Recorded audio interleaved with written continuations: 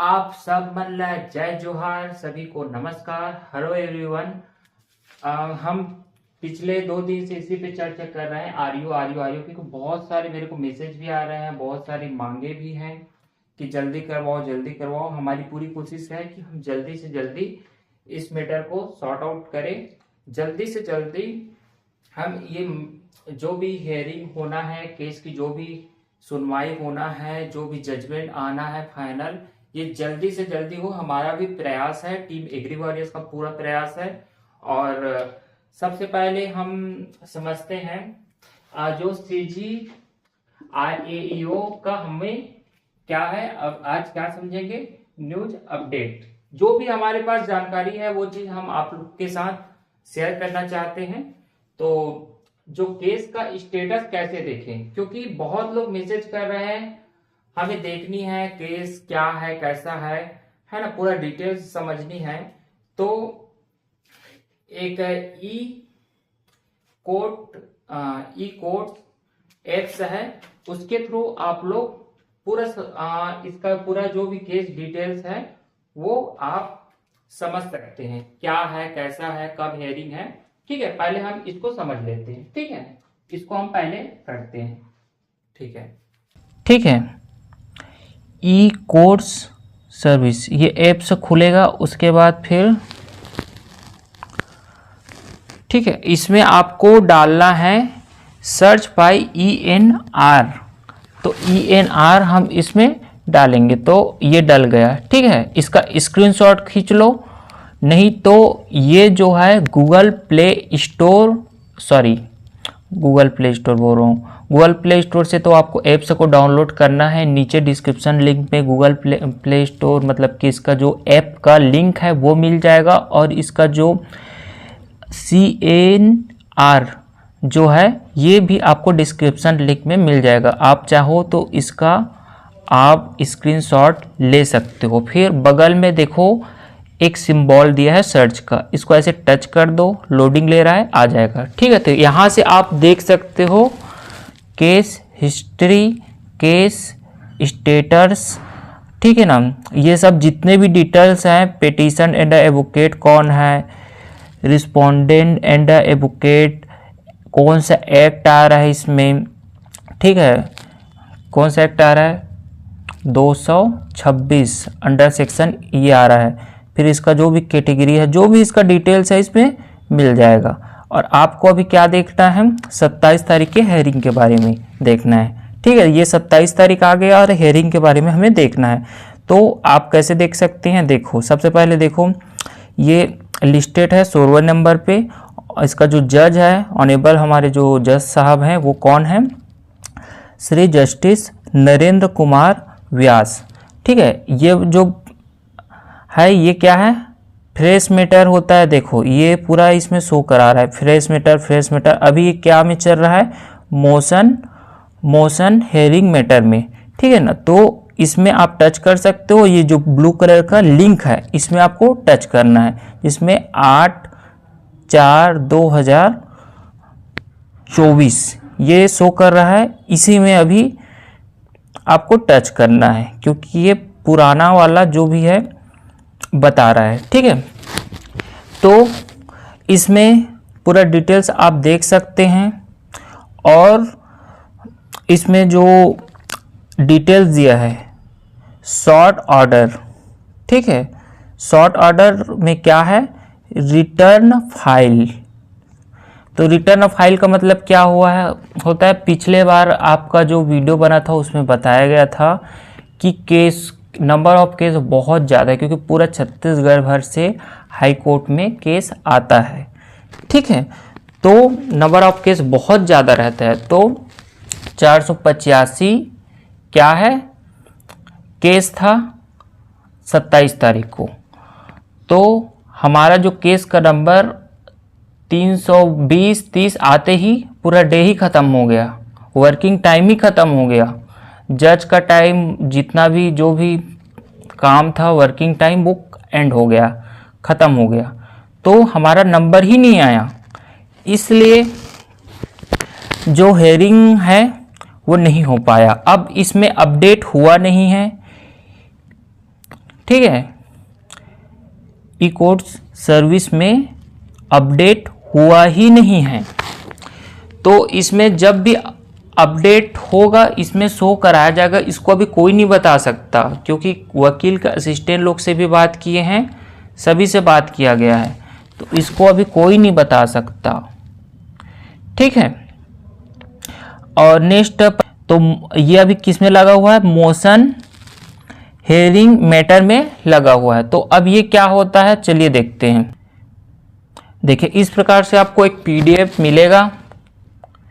ठीक है, PDF WhatsApp में आपको मिलेगा, है ना, व्हाट्सएप टेलीग्राम जहाँ भी है। वीडियोस जब शेयरिंग होगा तो इसके साथ अटैच करके तो आप समझ लेना कि मोशन हेयरिंग मैटर क्या होता है। ठीक है ना, बहुत लोग को हेयरिंग का मतलब भी पता नहीं। हेयरिंग का मतलब होता है सुनवाई, सिंपल सा है। ठीक है, पढ़े लिखे ग्रेजुएट लोग हैं हम लोग, तो इतना तो पता होना ही चाहिए।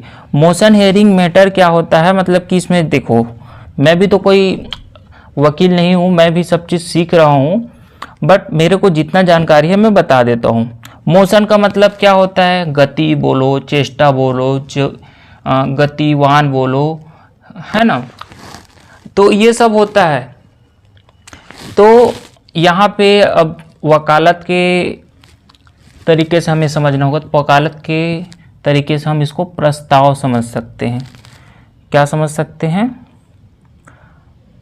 प्रस्ताव।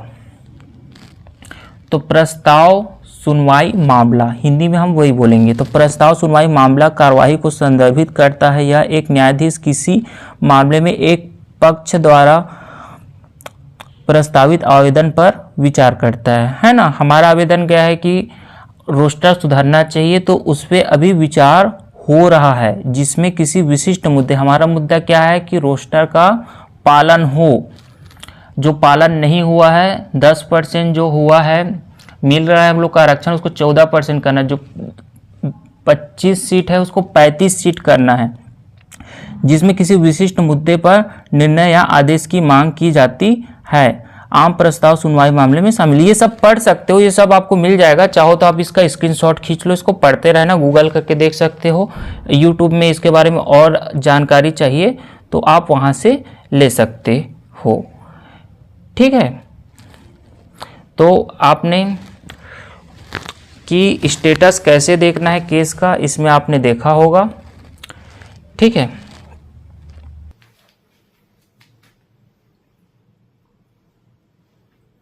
ठीक है, देख लिया आपने। अब हम समझते हैं केस के बारे में कुछ इंफॉर्मेशन। ठीक है, ये तो हो गया, देख लिए कि केस कैसे देखते हैं, केस स्टेटस कैसे देखते हैं। अब हमें देखनी है कि केस के बारे में कुछ इंफॉर्मेशन। तो सबसे पहले ये समझ लीजिए कि ये केस को कोई एक ने नहीं लड़ा है, ये केस को करीब 200 से 250 लोगों ने लड़ा है। करीब 30 लोगों ने अपना डॉक्यूमेंट्स दिया। नहीं, डॉक्यूमेंट्स तो करीब 50-60 लोगों का आया था, उसमें हम लोग शॉर्टलिस्ट किए। और क्योंकि 30 लोगों का पिटीशन लगना था, तो पर पिटीशन 2000 के हिसाब से 30 लोगों का पिटीशन लगा था, तो 60,000 का हमें कलेक्शन करना था। पर पिटीशन 2000 वकील साहब ने मांगा था, है ना, जो भी उसका सेवा शुल्क है। तो 60,000 का कलेक्शन हुआ था और 30 लोगों का डॉक्यूमेंट्स था, उसमें मेरा भी एक था। ठीक है, वैसे मेरे को आरयू वगैरह बनने का मन नहीं है, ऐसा बात नहीं है, क्योंकि मैं तैयारी भी नहीं किया था और मेरे को मन भी नहीं था। ठीक है, तो मेरे को तो इंटरेस्ट नहीं था, बस मेरा वही था कि सेवा भाव था कि मुझे बोला गया था मेरी टीम की तरफ से, हमारे लोगों की तरफ से, कि आपको रिप्रेजेंटेटिव बनना है। ठीक है, वैसे मैं लीड नहीं कर रहा था, इसको लीड कर रहा था विवेक शर्मा, और उसके 5 भाई लोग थे एलएलबी वाले, उन लोग इसको लीड कर रहे थे, इसको मैं लीड नहीं कर रहा था। बस मेरा चेहरा, मैं फेस था, और मेरे जैसे 30 लोगों का और डॉक्यूमेंट्स दिया गया था, जिसमें हम अपने अधिकार के लिए लड़े थे। ठीक है, और उसमें सभी का योगदान था, सभी ने, है ना, करीब 20 लोग एक्टिव मेंबर्स थे जिन लोग बड़ा अमाउंट दिए थे, है ना, विवेक शर्मा ने 4000 का खुद कंट्रीब्यूट किया था, ठीक है ना। किसान साहू था, उसने 2000 का कंट्रीब्यूट किया था। पंकज यादव है, वो 1000 का कंट्रीब्यूट किया था। और ऐसे बहुत सारे मैं नाम गिनवा दूंगा जो 20 से ज्यादा एक्टिव मेंबर्स थे, उन्होंने इसमें कंट्रीब्यूट किया था और सबने मिलके केस को लड़ा था। तो इसमें कोई एक नहीं, क्योंकि बहुत सारे मार्केट में अफवाह हो रहा है कि केवल एक ने पूरा केस लड़ा, एक ने सब चीज किया, ऐसा कुछ नहीं है, ठीक है। 20 एक्टिव मेंबर्स थे, 200 जने, क्योंकि फंडिंग ग्रुप बनाए थे इसके लिए, तो फंडिंग ग्रुप में करीब 200 लोग एड थे। तो ये मान के चल सकते हैं, क्योंकि एग्जैक्ट डेटा तो हम लोग भी काउंट नहीं किया, तो 200 से 220 लोगों ने पैसा कंट्रीब्यूट किया था। कितना? 60,000 रुपया, ठीक है ना, 60,000 रुपया कंट्रीब्यूट किया था। तो इतने लोगों ने, 200 लोगों ने केस लड़ा था, 30 जने ने, 30 हमारे जितने भी एस्पिरेंट है ओबीसी वाले या फिर, है ना, बहुत लोग क्या है पोस्टपोन भी चाहते थे, और पोस्टपोन के पक्ष में बहुत सारे लोग थे। तो कुछ लोग, है ना, नॉन ओबीसी वाले भी अपना डॉक्यूमेंट्स दिए थे, लेकिन ओबीसी वालों को शॉर्टलिस्ट किया गया था, क्योंकि ओबीसी का केस था ये। और एक वो मिल गया था कि पोस्टपोन भी कराना है। पोस्टपोन कराने का उद्देश्य यही था हमारा कि उसमें हम वैकेंसी बढ़वाएं, और वैकेंसी बढ़वा के फिर नए तरीके से इसको रिन्यू करके नया वैकेंसी इसमें आए। हम ये चाहते थे, 300 का वैकेंसी था, तो 300 को 600 करा सके, 700 करा सके, इस पर हम काम करना चाहते थे, इसलिए इसको किया गया था। और एक दूसरा पॉइंट इसमें यह था कि कुछ लोग, कुछ चंद लोग अपने निजी स्वार्थ के लिए कहाँ चले गए थे? व्यापम चले गए थे। व्यापम के कैलेंडर पे 5 फरवरी का जो डेट था वो खाली था, तो आवेदन बना के दे दिए थे कि 5 तारीख को एग्जाम कराया जाओ। अचानक एग्जाम डेट आया, सबका अक्का पक्का बंद हो गया था, तो उसमें टाइम भी बहुत कम मिला गया था। जनरली व्यापम के एग्जाम में 40 दिन मिलता है, ऐसा कोई रूल नहीं है, बट मिलता है इतना, है ना। तो हमें उस समय मुश्किल से 20 से 22 दिन ही मिला था, तो वो भी एक रीजन था। तो बहुत सारी रीजन है, इस पे यदि हम डीप में जाए तो ये बहुत बड़ा एक टॉपिक है, ठीक है। बट जो भी हुआ अच्छा होता है ना।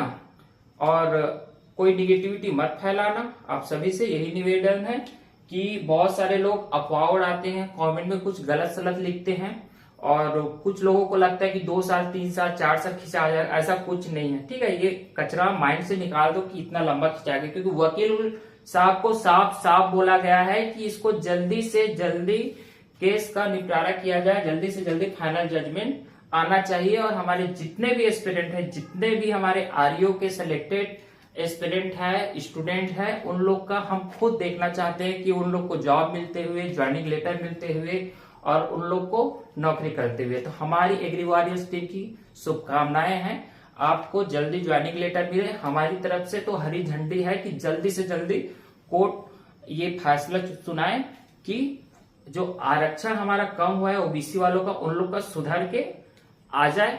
हम सभी को शुभकामनाएं देते हैं। Thank you.